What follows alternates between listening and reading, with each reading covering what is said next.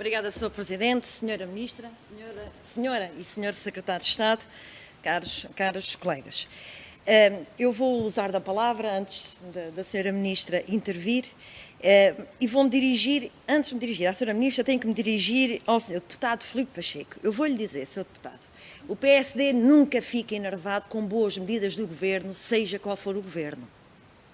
O PSD fica enervado quando as boas medidas do Governo, e digo-lhe isto porque para quem já exerceu funções executivas autárquicas, e estou-me a referir à descentralização, quando as boas medidas do Governo não funcionam, mesmo antes de existir a pandemia.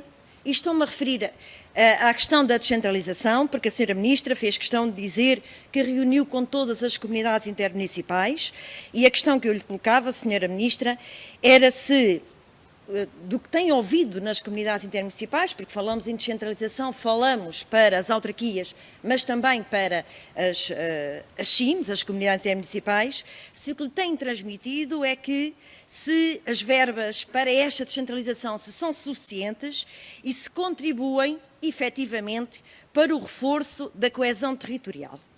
Depois dizer também, Sr.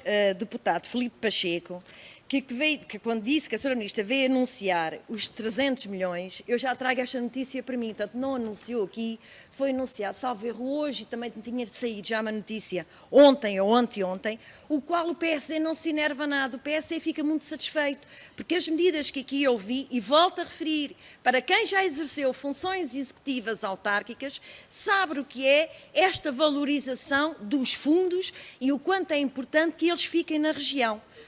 Pronto.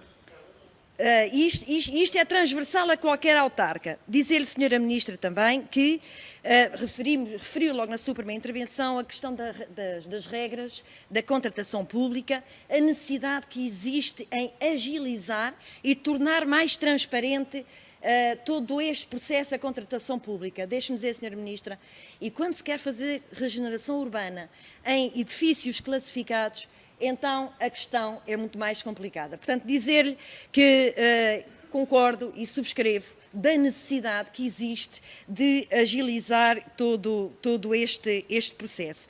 E depois, por último, dizer também, Sra. Ministra, julgo que foi assim que começou a minha bancada do PSD, dizer que o seu sucesso neste Ministério, do seu e dos seus secretários de Estado, será também o sucesso do país, em princípio e principalmente do interior. Portanto, desejo-lhe as maiores felicidades no que diz respeito a esta utilização dos fundos comunitários e do melhor aproveitamento.